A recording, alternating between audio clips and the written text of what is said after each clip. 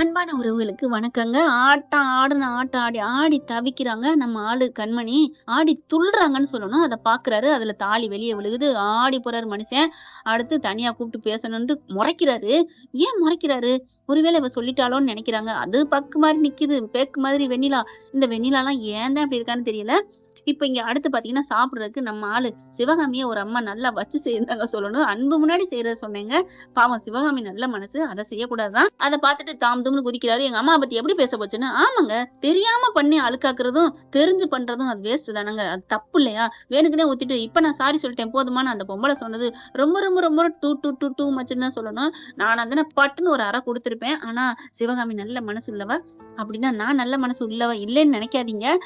நான் கோவம் அதாவது தப்பு பண்ணா நான் உடனே மன்னிப்பு கேட்கலாம். தப்பு பண்ணாம நம்மள ஒருத்தவங்க டீஸ் பண்ணா கோவம் வரத்தானங்க செய்யும்.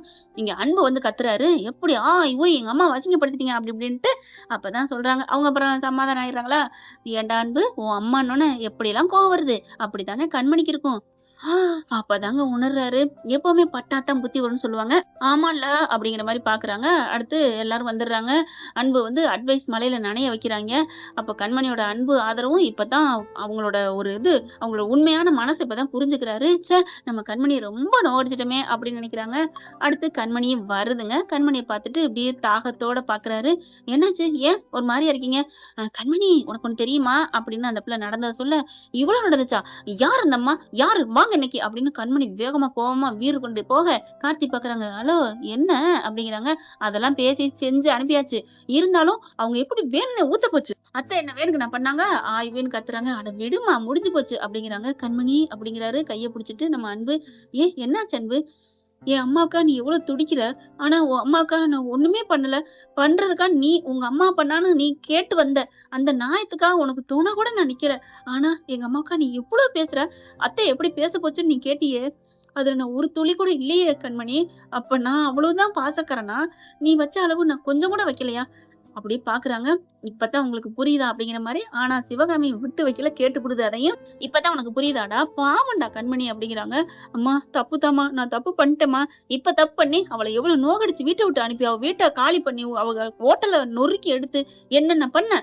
அம்மா நான் பண்ணலம்மா அதெல்லாம் அப்படிங்கல. சரி நீ போதையில உளறுனதானே அவ வெண்ணிலா எல்லாத்தையும் டபுள் கேம் ஆடிட்டா. ஆமாம்மா ரொம்ப நான் படுத்திட்டேம்மா. அம்மா அத்தை எங்கம்மா? அத்தைகிட்ட நான் மன்னிப்பு கேட்கணும் அப்படிங்கிறாங்க. சரிடா விடு. வீட்டுக்கு போய் கேட்டுக்கலாம் விடு அப்படிங்கிறாங்க.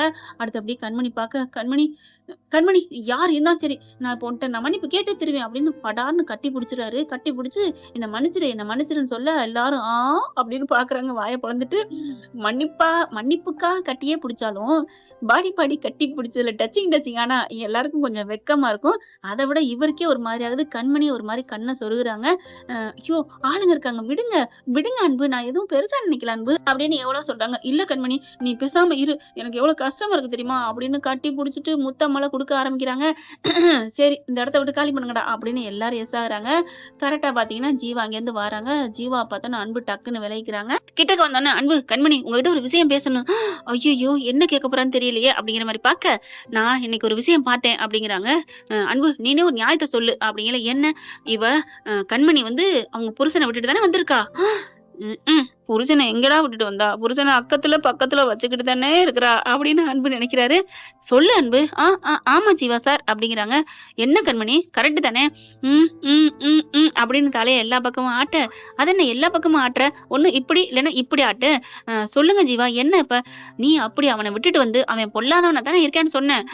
அட்டி பாவி என்ன பொல்லாத நான் சொல்லி வச்சிருக்க. இப்ப உன்னை கட்டி பிடிச்சு முத்தமெல்லாம் கொடுத்தேன் அப்படின்னு கண்மணி பாக்குறாங்க. ஏன் நீங்களும் தான் என்னை பத்தி ஆட்டா பொல்லாதான் சொல்லி வச்சிருப்பீங்க. என் கண்மணி கண் கண்ட தெய்வம் என் தேவதை என் பொக்கிஷம் அப்படின்னு சொல்லியிருப்பீங்க. மகாநதி விஜய் மாதிரி அப்பெல்லாம் சொல்லிக்க மாட்டீங்க. என்னன்னா ஆர்வக்கோளாறு பைத்தியம் முடிச்சவ அகங்காரம் முடிச்சவ இப்படித்தானே சொல்லிருக்கீங்க. இதுல ஒன்னும் தப்பு இல்லையே அப்படின்னு ரெண்டு பேரும் ஜாடையிலே சொல்லிக்க.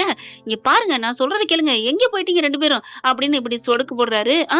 ஒண்ணுல ஜீவா சொல்லுங்க அப்படிங்கிறாங்க. ஆமா அன்பு இவ புருஷன் அவ்வளவு கொடுமைக்காரன். வீட்டுல யாரோ அவங்க ஆத்தாவுக்கு ஒரு வயசானவங்களுக்கா ஏத்துக்கிட்டு பொண்டாட்டின்னு கூட பார்க்காம விரட்டி விட்டு விட்டுருக்கேன். என்ன மனுஷ ஜென்மம். சரி ஜீவா சார் விடுங்க. என்ன சூழ்நிலையோ தெரியாம தப்பு பண்ணியிருப்பான். அவன் இப்ப புத்தி வந்திருக்கும். அவனுக்கு புத்தி நல்லா வந்திருக்கும். ஏன்னா புத்தி நல்லா தெளிய வச்சாச்சு. அதனால அவன பத்தி திட்டுறது வேஸ்ட் அப்படிங்கல. அது என்ன நீங்க பார்த்தது மாரி சொல்றீங்க அன்பு? அவன்லாம் தெரிஞ்சிருக்க மாட்டான். சரி இப்ப என்ன சொல்ல வர்றீங்க? நான் என்ன சொல்ல வரேன்னா, அவனோட தாலி எதுக்கு இன்னும் சுமந்துட்டு இருக்கு? ஐயையோ! ஆடையில பார்த்துட்டானா? அப்படிங்கிற மாரி பாக்க, ஜீவா நீ என்ன சொல்றீங்க? அட சும்மா நிறுத்து கண்மணி. நீ ஆடையில நான் பார்த்துட்டேன். அது வெளில தெரிஞ்சுச்சு. ஏன் கண்மணி? அவன் தான் வேணாண்டதுக்கு அப்புறம் எதுக்கு அந்த தாலிய வச்சுட்டு இருக்க? கழட்டி எறிய வேண்டியதானே? அப்படிங்கல. ஒண்ணும் இல்ல ஒண்ணும் இல்ல ஜீவா விட்டுருங்க அப்படின்னு கிளம்ப போறாங்க. டக்குன்னு கைய பிடிக்கிறாரு. அன்புக்கு செம்ம கோவம் வருது. ஒண்ணும் சொல்ல முடியல. இங்க பாரு கண்மணி, அவன்ட்ட நீ வெட்டி விட்டுரு. விவாகரத்து வாங்கிரு. உனக்கு வாழ்க்கை குடுக்க இன்னும் நல்ல உள்ளங்களா நெறைய இருக்கு. உன்னத்தானே நீ சொல்லிக்கிற அப்படின்னு அன்பு மனசுல நினைக்கிறாரு. ஜீவா சார் விடுங்க கண்மணி நீங்க போங்க. இல்ல அன்பு நான் சொல்றத கேளுங்க கண்மணி இருமா அப்படிங்கிறாங்க. ஒண்ணும் இல்ல இப்ப நம்ம போட்டி நடத்துறதுல மும்பரமா இருக்கிறோம்ல அதுல ஜெயிக்கணும் அப்படின்ட்டு போறாங்க. ஆனா வெண்ணிலா என்ன பண்ணுது? ஒண்ணும் இல்ல ஜீவா சார் நான் சொல்றத கேளுங்க. கண்மணி கேப்பியா கேட்க மாட்டியா? சார் போட்டி நடத்த போகுது அதை நம்ம முழுசா பார்க்கணும்ல. நான் வரட்டா அப்படின்னு ஓட பின்னாடியே அன்பு போறாங்க. ஜீவா பாக்குறது ச்சே இந்த போட்டி முடிஞ்ச நான் மறுபடியும் இதுக்கு ஒரு ஃபைசல் பண்ணணும். எதுக்கு அவனை கட்டிக்கிட்டு இருக்கணும் அப்படின்னு இங்கிட்டு புலம்ப அன்பு ஓடி போய் ஏய் நில்லு அப்படிங்கிறாங்க. என்ன அப்படின்னு சொல்ல திரும்புறம்னு பட்டுன்னு ரெண்டு மோதிக்கிறது. மூக்கு மோதிக்கிறது. என்ன எதுக்கு இப்ப கூப்பிட்டீங்க? அவர் கேட்க வந்த கேள்வியை மறந்துறாரு. இறுக்கி அப்படி கட்டி அணைச்ச வாக்கில் நிக்கிறாங்க. என்ன கேளுங்க. அது சரி நான் என்ன ராட்சசனா பொல்லாதவனா என்னென்னமோ சொல்லி வச்சிருக்க? நான் அது அப்பா உங்க மேல உள்ள கோவத்துல சொன்னேன். அப்போ இப்ப கோவம் இல்லையா? இப்பவும் தான் இருக்கு. ஓ அப்ப கோவம் இருக்கிற ஆள்தான் இப்படி இறுக்கிக்கிட்டு நிக்கிறியா என்ன?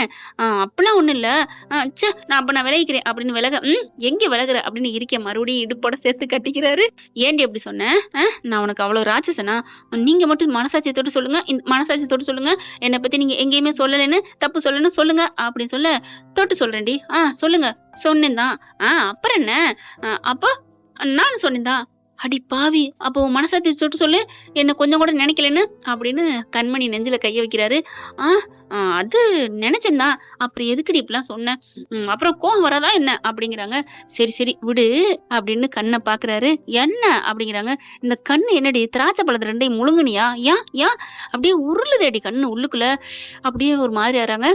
இங்க பாருங்க இப்படிலாம் பேசாதீங்க எனக்கு ஒரு மாதிரி ஆகுது.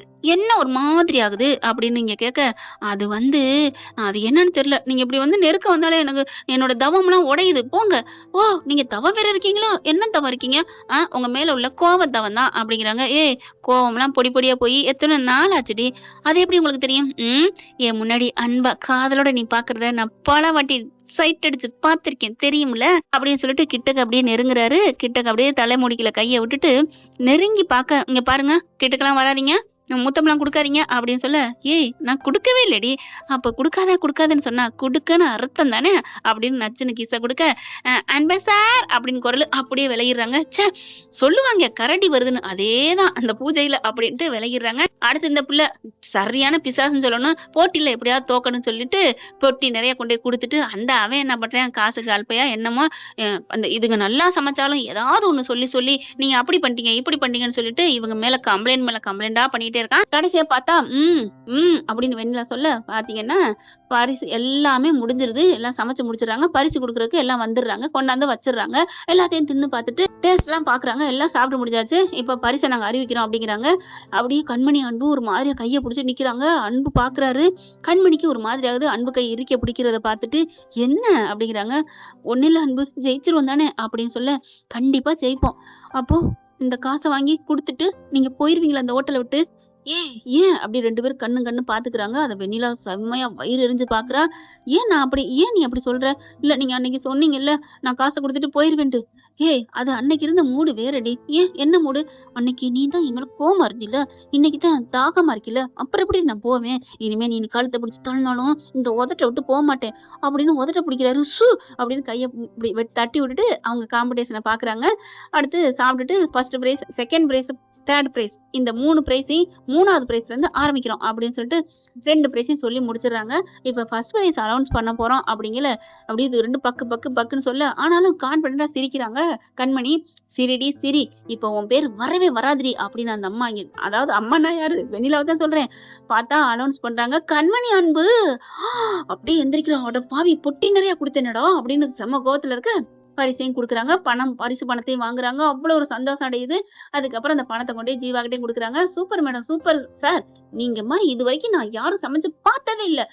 என்னோட சொந்த தனிப்பட்ட முறையில் உங்களுக்கு நான் பாராட்டு தெரிவிக்கிறேன் அப்படின்னு சொல்லிட்டு கழுத்துல இருக்கிறத எடுத்து கழட்டி கொடுக்குறாருன்னா பாத்துக்கங்களேன். அதுக்கப்புறம் எல்லாம் விலகுறாங்க. வேக வேகமா சார் அப்படின்னு சொல்லிட்டு கூட்டிட்டு போய் வெண்ணிலா லெஃப்ட் ரைட் வாங்குது. என்ன சார் பண்ணீங்க, நான் என்னென்ன பண்ணேன், உங்களுக்கு நான் என்ன பண்ணல அப்படிங்கிறாங்க. இன்னும் நான் 2 பெட்டி கூட கொடுத்துருப்பேன். சரிம்மா, ஒரு 2 பெட்டியை வாங்கி நான் பீரோல தான் பூட்டி வைப்பேன். அதை வச்சு நான் என்ன பண்ண போறேன், என்ன அதை வச்சு என்னென்ன பண்ணலாம் தெரியுமா, என்ன பண்ணாலும் வாய்க்குள்ள போட்டு திங்க முடியாதுல்ல.